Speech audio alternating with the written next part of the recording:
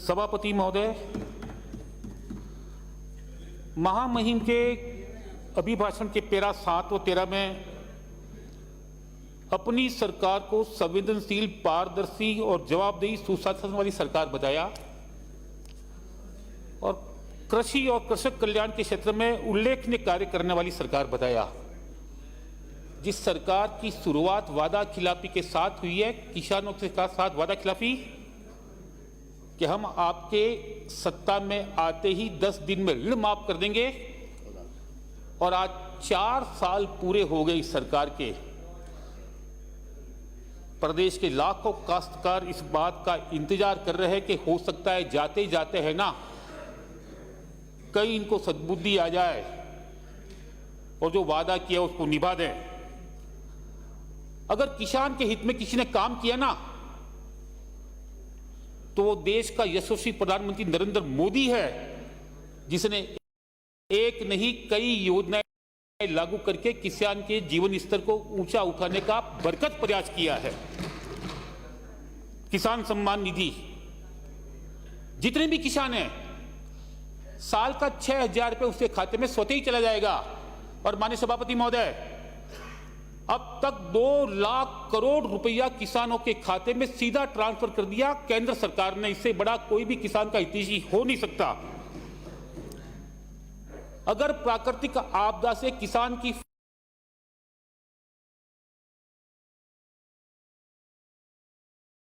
फसल बीमा योजना लागू की और परिणाम क्या निकला? अब तक 1,28,000 करोड़ का क्लेम जो प्रभावित किसान है ना उनको मिला है, और हमारे प्रदेश के भी किसानों को 20,000 करोड़ का क्लेम मिला है इस प्रधानमंत्री फसल बीमा योजना के माध्यम से। यानी कुल क्लेम का 17% से भी ज्यादा राजस्थान के किसान को यह राशि मिली है। माननीय सभापति महोदय, इसलिए किसान के कल्याण की बात आप मत करो, आपके मुंह से शोभा नहीं देता। ये आपकी हालत क्या है? अभी भी आपका 2020-21 का 246.83 करोड़ की जो प्रीमियम है ना ये फसल बीमा की आपकी देनी बाकी है, और 2021-22, 2022-23 इसकी प्रीमियम का कोई अता पता भी नहीं।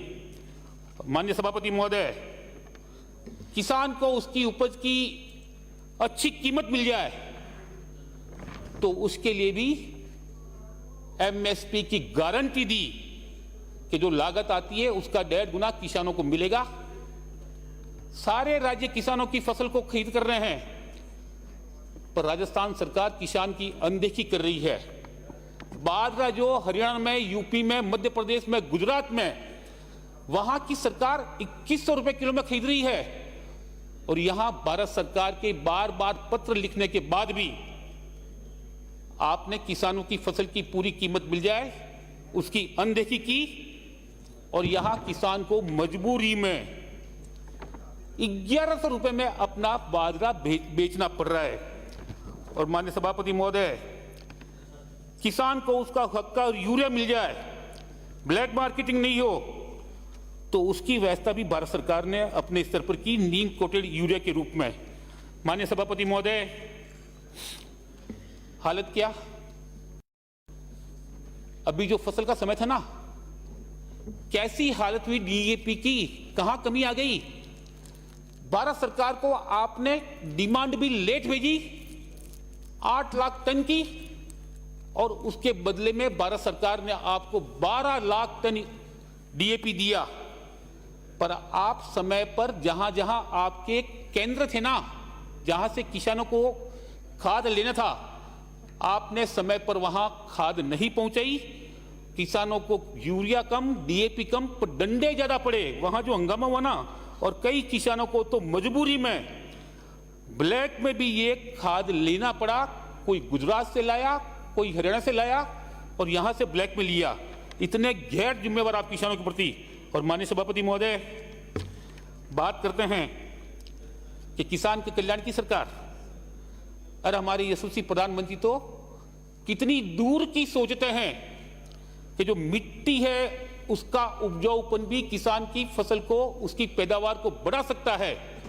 कि देश का पहला प्रधानमंत्री जिसने मदरा योजना के माध्यम से मिट्टी का परीक्षण करा के उसका उपजाऊपन कैसे बढ़ जाए उस दिशा में भी काम किया ताकि किसान की पैदावार बढ़ सके। और माननीय सभापति महोदय, किसानों की अनदेखी के जो नमूने हैं ना, मात्र कृषि विभाग नहीं, इनका सहकारिता विभाग देखो। जो ऋणी किसान हैं उनको 2 योजनाओं के तहत बीमा का सुरक्षा दिया जाना होता है। सहकार जीवन सुरक्षा बीमा योजना, जो ऋणी किसान है अगर उसकी मृत्यु हो जाती है, उसने लोन ले रखा है, तो उसका सारा का सारा लोन माफ होने का प्रावधान इस योजना में है। 2019-20 में आपने बीमा कंपनी से एमओयू नहीं किया, जिसकी जानकारी मैं सदन में लाया था।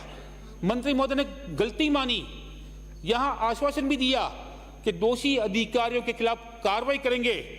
न कार्रवाई हुई और इस अवधि के दौरान जिन किसानों की मृत्यु हो गई, जो क्लेम के हकदार थे, बीमा के हकदार थे, उनको सरकार ने किसी प्रकार की कोई राशि नहीं दी। दूसरी योजना है सहकार दुर्घटना बीमा योजना। इसमें यदि किसी काश्तकार की दुर्घटना में मृत्यु हो जाती है तो 10 लाख का क्लेम उसको देती है बीमा कंपनी। 2019-20 में आपने बीमा कंपनी से एमओयू नहीं किया, जबकि ऋण लेते हुए आपने सारे किसान उनकी बीमा की प्रीमियम की राशि बकायदा आपने उसकी कटौती की थी। उसकी राशि कटने के बाद भी उसको लाभ नहीं दिया जाना, इससे बड़ी कोई घटना किसानों के विरुद्ध में किसी सरकार की हो नहीं सकती। और माननीय सभापति महोदय, ये सरकार बात करती है ना कि हम किसान की हितैषी है। अरे मेरे ही क्षेत्र में जेपीएमआईसी जो पाली जोधपुर सीमा पर है, किसानों की भूमि अधिग्रहित कर ली उद्योगों को देने के लिए। माननीय सभापति महोदय, देश का यशस्वी प्रधानमंत्री, उसने स्पष्ट प्रावधान किया, यदि किसी इंडस्ट्री के लिए जमीन लेंगे तो किसान को उस भूमि की लागत का 4 गुना, कीमत का 4 गुना पैसा सरकार की ओर से मुआवजे के रूप में दिया जाएगा। पर यहां की सरकार का नमूना देखो आप काम करने का।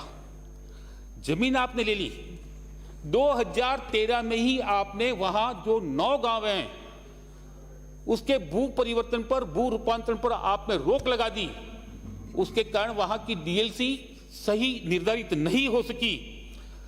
वहां के किसानों ने बार बार कहा कि आप हमारी डीएलसी को दुरुस्त करवा दो, क्योंकि हमारी यहां बेचान की, हमारी यहां रूपांतरण की रोक लगी हुई है।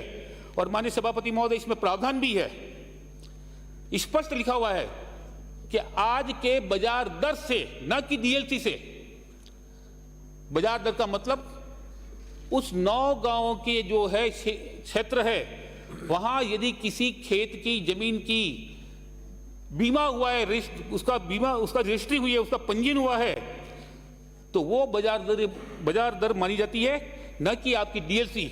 और माननीय सभापति महोदय,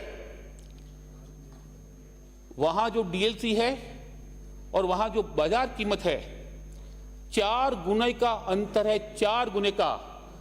और वहां जो किसानों को पैसा मिलेगा, आज का जो बाजार मूल्य है उसकी तुलना में आधा पैसा भी उनको नहीं मिलेगा। और माननीय सभापति महोदय, ये जो अधिकृत भूमि है,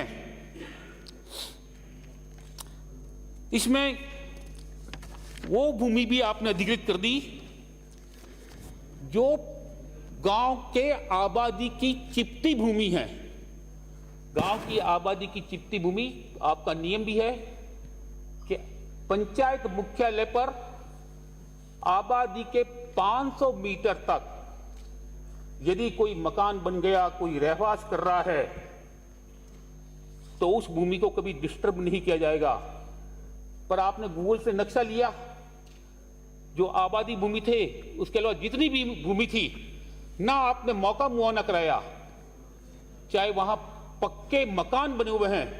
माननीय सभापति महोदय, इन 9 गांव में 500 से भी ज्यादा पक्के मकान इस आबादी भूमि की चिपटी भूमि पर बने हुए हैं। और आपने वो सारी की सारी भूमि है ना, जेपीएमआईसी के खाते में दर्ज कर ली। अब वो वहां के जो किसान हैं खेती की जमीन भी गई और जहां रहवास कर रहा है वो जमीन भी आपने उनके खाते में दर्ज करवा दी। मेरा आग्रह रहेगा सरकार से, ये अंतिम वर्ष है आपका, अभी भी आप नहीं सुधरे ना तो ये किसान है ना, आपकी अंतिम क्रिया कराने में ज्यादा देर नहीं करेंगे। मेहरबानी करके इनकी सुध लो और जो जमीन जो मकान बने हुए हैं ना वो मकान बच जाए, उनको आप कम से कम उससे बाहर कर दो, उसके दायरे से बाहर कर दो। और माननीय सभापति महोदय, नियम क्या है कि ग्रामीण क्षेत्र में जो भी जमीन लेंगे हम इंडस्ट्री के लिए तो बाजार दर का 4 गुना उसको मुआवजा देंगे। अब आपको मुआवजा पूरा देना नहीं, यहां भी आपकी नीयत ठीक नहीं।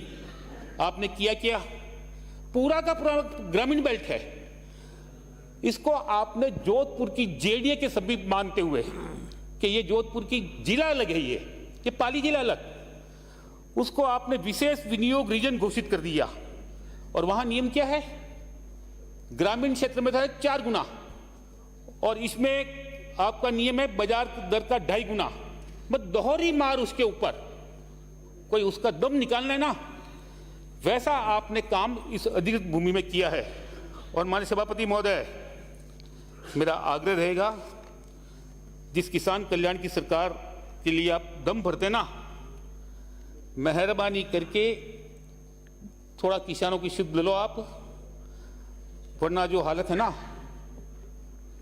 किसान की, आज देखा होगा ना आपने, ये 2 दिन में जो ओलावृष्टि हुई है, जो अतिवृष्टि हुई है, जो बरसात आई है, जो शीतलहर रही है, वो पहले से मरा हुआ है बेचारा। और अभी तो देखा होगा आपने कि हमारे क्षेत्र की भी है ना, अरंडी की, चने की, जो अन्य फसलें है पूरी की पूरी नष्ट हो गई। अरे आप अपने जिला के जो अधिकारी है ना, थोड़ा स्पष्ट आदेश दो और साफ मन से आदेश दो कि सही गिरदावरी कर दे वो, वरना लीपा पोती कर देते हैं, खराबा पूरा होता है, दिखाता नहीं है और उसका खामियाजा किसान को भुगतना पड़ता है। इसलिए मेहरबानी करके उनको किसान के प्रति नरम रुख अपनाते हुए सही मुआवजा मिल जाए उनको। वाकई में बर्बाद फसलों का सही फसल का मुआवजा वो नहीं मांगता आपसे, पर वाकई में जो बर्बाद हुई ना उस फसल का तो हक बनता है मुआवजा लेने का उसका, क्योंकि आपने जो संपत्तियों के पंजीयन शुल्क पर 10% सरचार्ज लगाया है आपदा राहत के नाम से। आपदा राहत के नाम से आपका जो सरचार्ज का पैसा है ना, करोड़ों रुपया आपके खाते में पड़ा है, करोड़ों रुपया। ये ऐसे कामों के लिए दिया है जनता ने आपको। मेहरबानी करके ये आपदा राहत का जो पैसा है ना, और बाकी कम पड़े तो आपकी सरकार के खाते में से लेकर वाकई में जो प्रभावित किसान कार्य जिनको नुकसान हुआ है उनकी भरपाई हो जाए, उतनी मदद आप करवा दो। और माननीय सभापति महोदय, ये जो प्रतिवेदन है ना महामहिम राज्यपाल का, ऐसा लगता है कोई बेबस और मजबूर सरकार का प्रतिवेदन। मैंने माननीय मुख्यमंत्री जी का पहला और दूसरा काल भी देखा है, कैसे मजबूत मुख्यमंत्री थे वो, पर इस बार मजबूत की जगह मजबूर मुख्यमंत्री बन गए। मजबूत मुख्यमंत्री, हमारे यहां कहते भी ना मजबूरी का नाम महात्मा गांधी, पर हमारे प्रदेश में क्या हो गया, मजबूरी का नाम राजस्थान का गांधी। ये राजस्थान का गांधी इतना मजबूर हो गया और कहता है कि हमने 2 कोविड झेले। एक तो चाइना वाला कोविड, वो तो देश के प्रधानमंत्री ने देश से भगा दिया उसको, और एक आपके अपने पार्टी का कोरोना का है ना ये वायरस, ये शायद आपकी सरकार की मजबूरी बन गया है कि इससे आप संभल नहीं पा रहे, आपकी सांसें निकाल रहा है वो। और माननीय सभापति महोदय, ऐसे में प्रदेश को संभालना थोड़ा मुश्किल काम हो गया। हमने कांग्रेस देखी है, देश की मजबूत कांग्रेस भी देखी है, प्रदेश की मजबूत कांग्रेस भी हमने देखी है।